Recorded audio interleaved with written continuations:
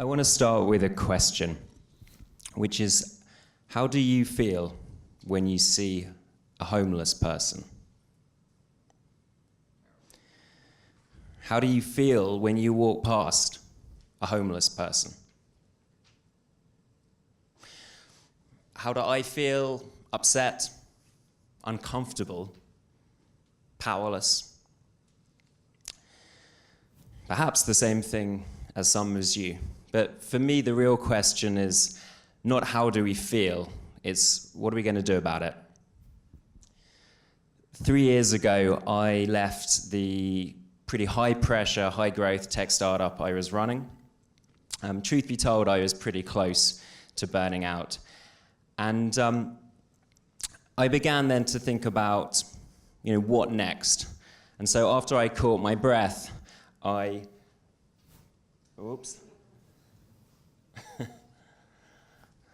After I caught my breath, I began meeting with lots of kind of what you might call important people. So tech CEOs and venture capitalists who spend their lives in these sort of posh, cocooned offices that look something like that. But the most impactful conversation I actually had was with a homeless man who I had walked past countless times. A man who would sit on the steps of my local tube station, head bowed, days on end. And this man was in his mid-40s, he was an Irish man. He told me that he was illiterate. He told me that he'd never had a job. And I got to know this man over a period of 3-4 months. Sometimes I'd buy him coffees. When it was getting cold, I bought him some thermal socks. These are tiny, tiny gestures. At one point, I remember he disappeared for about 5-6 weeks. And then when he reappeared, he looked completely different. I barely recognized him. His white beard had completely gone, and he was clean shaven, and he looked about 7-10 years older. He told me that he'd had a heart attack and had just been discharged from hospital. And it struck me very powerfully then that this man's life had just been getting worse and worse, even in the few months since I'd known him. And so I began to ask myself a question. What would it take to make a lasting difference to that man's life? What would that look like? For me, it would have to begin with the skills and the training to allow him to sustainably support himself. Now, I knew that that was going to cost a lot more than coffees and socks, but my next thought was, well, what if everyone just chipped in? At the last business that I ran, we'd done what was actually the largest crowdfunding for a tech startup. We'd raised the maximum that we could raise of 5 million euros from about 3,000 people. So I thought surely it's within our abilities to raise a bit of money to help people experiencing homelessness to train up, give them new skills. Really, there was just one problem, that I knew very, very little about the subject. So I went into learning mode, or geek mode, and started where I think all of us would probably start, which was Google. And the first thing I learned was really quite shocking. It was that for every one person we see on the streets, there are more than 20 people in hostels, shelters, B&Bs, other temporary accommodation. In fact, more than 250,000 people in the UK, 128,000 kids, 70,000 households. So the people we see on the streets are really just the tip of the iceberg of homelessness. But of course, the internet can only teach you so much. So I met as many homeless people as I could, and as many people working for charities as I could, from caseworkers all the way up to chief execs. And I said, look, I have an idea. I'm very, very new to this whole space, but could we crowdfund employment training for homeless people?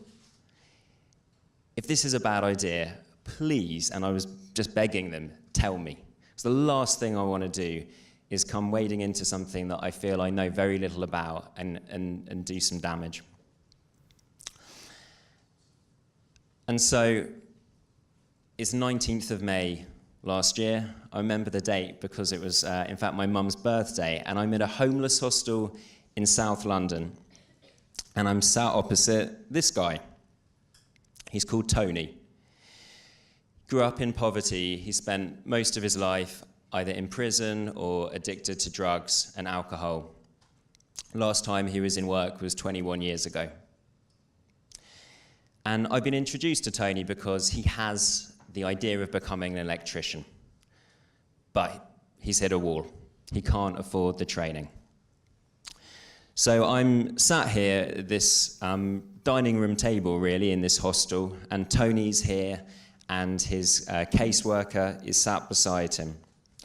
And I say something like, "Morning, Tony. My name's Alex. I'm from this new website called Beam, and we're going to raise money for training for people like you experiencing homelessness. And you, Tony, can be the first person ever on the website." He's completely silent. In fact, he's silent for the entire hour-long meeting, apart from one time when he says, "I don't understand. Why would anyone help me?" And I say, "I think they will because they care." And he doesn't look convinced, but he has enough confidence and enough determination to give this a chance. 3 weeks later, me and Tony have been to some electrical training providers in London. We've met the guy who will be his tutor if we can raise the money. We've built a basic profile for him on the prototype website. And then we tell his story. He appears in Time Out. He's one of the main stories on BBC News. He's one of the main stories on Sky News. They put him back on the BBC a few times. He completely outclasses me during an interview with Vanessa Feltz. He's on Reuters, The Guardian, And needless to say, we raise the funding that he needs. £4,378 from 105 supporters, 105 strangers. What happened next? Tony passed his electrical training, and today, for the first time in 21 years, Tony's in stable work as an electrician in London. And this is Beam. It's the world's first platform that crowdfunds training for homeless people. And this is what it looks like. So all of the people on the platform are referred by charities or by local authorities. We give them a caseworker, and we build an online profile for them. And a big part of this is allowing people who've been very marginalized, very disempowered, to tell their story, to give them a voice. And so here you can see the story section. This is something that the individual takes the lead on. Next to that is the news section. So the member, as we call them, can keep their supporters and the world up to date with their progress. Next to that are the messages that come in from supporters. I think you can see Tony has 12 pages of them. And down here is the really meat of it. So you have something we call the journey, which is effectively an employment plan that is bespoke to the individual. It's built around their strengths, their ambitions. gets ticked off as they progress. And next to it is the budget, which is the campaign costs broken down transparently to the nearest pound.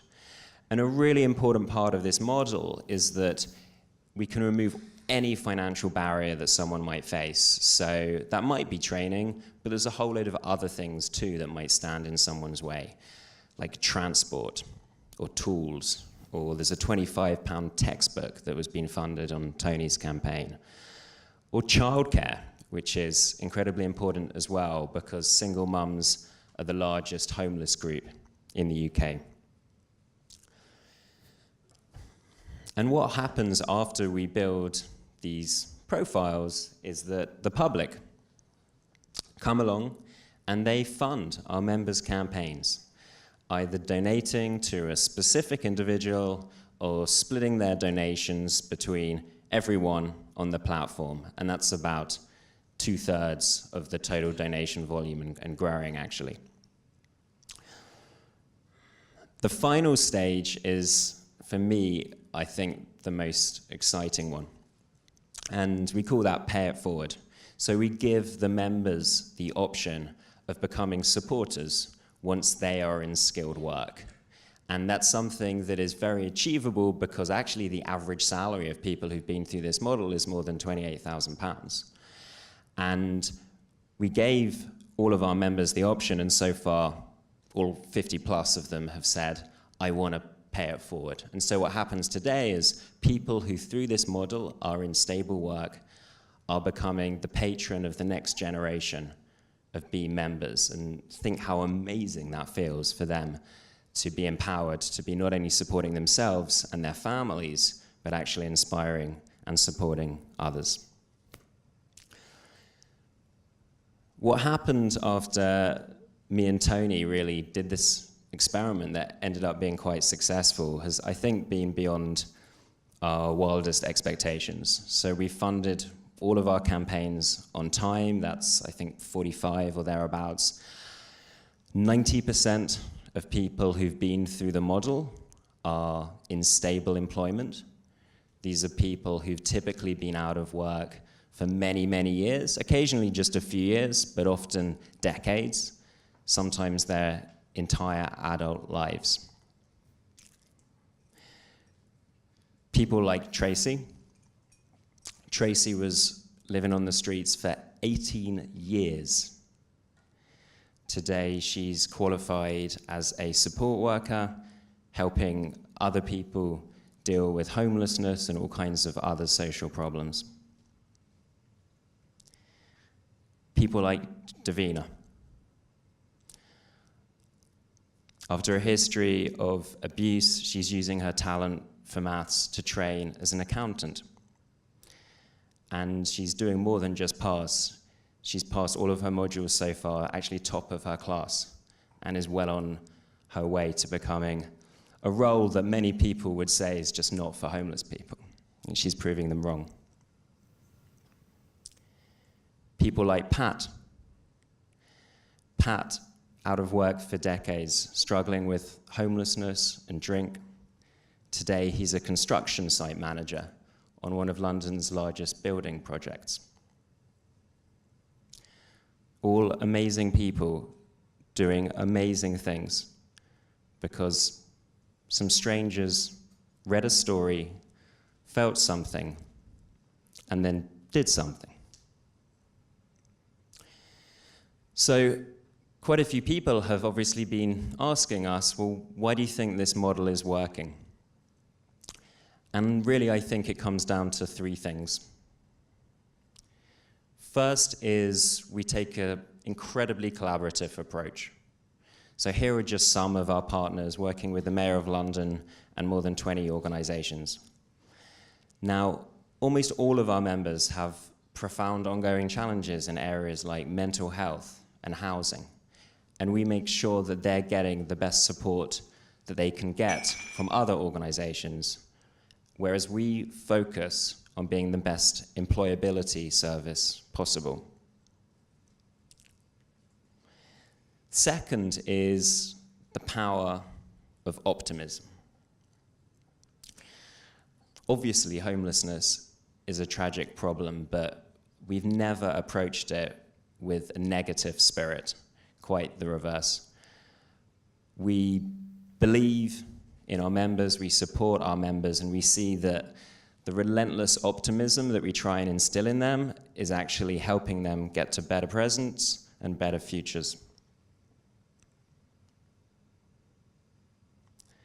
And third, and probably most importantly, is Beam is tackling the root causes of homelessness. So if you go back to Google like I did, and I Googled causes of homelessness, Google will tell you they are things like mental breakdown, drug addiction, alcoholism. But if you think about it, lots of people experience those things and don't become homeless. So really the way we think about those things is that they're not the causes, they are the triggers of homelessness. And to understand the root causes of homelessness, I had to ask myself a question, which was, if I experienced some of those things, would I become homeless? And the reality is no. And the reason for that is that I have a loving family and friends who would support me, and I have skills and qualifications and degrees and all these wonderful things that create opportunity for me. And if you ask lucky people, like most of you in this room, they will come up with variants of that same answer. And you boil that all down, and you realize that lucky people have scaffolding in their lives, scaffolding. And that scaffolding consists of two things. One is training and education that creates economic opportunities. And the other is support networks. Now, when we started out, we knew that crowdfunding could be a good model to fund the training, the education. But it was really only after we launched that we realized that crowdfunding was a brilliant way of building support networks for people. Today, more than 300 people fund each Beam campaign. Think what that feels like. Think what that feels like if you've been homeless for years. I think one of our members said it to me best the other day when she said, "To me, my supporters feel like my family." I reread some of Tony's messages the other day, and here's a couple. So many are short. Someone called Daniel just wrote, "Good luck, champ." But some are much longer. I like this one. This is from a woman called Monica. She wrote, "You'll become a great electrician one day, not far from now. I am not rich, not even average, but I believe in stories like yours. You matter. Every single human being matters. Peace and love from Romania." But our members are not only getting support from literally all around the world, they're getting support from each other. So this is what a member sees when they log in. We call it the Member Hub. It's a place where members can message and motivate each other. From next year, we're going to be breaking members up into employment groups. So someone like Tony can communicate with and message the next generation of electricians on the Beam platform.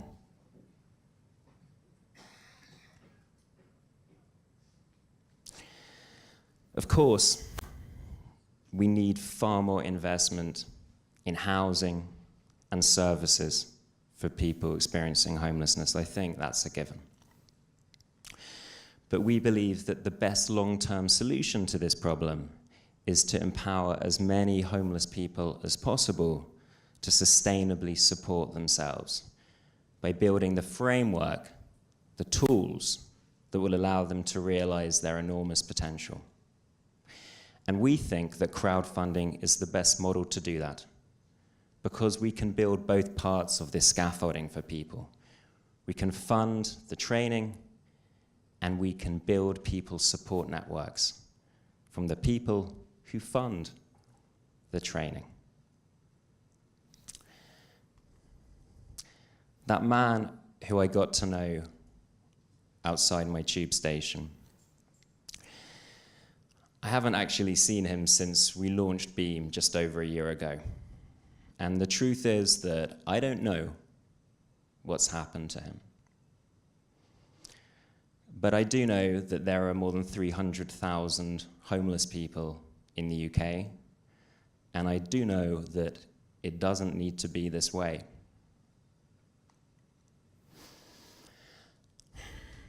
I invite you now to join what we hope will become a movement.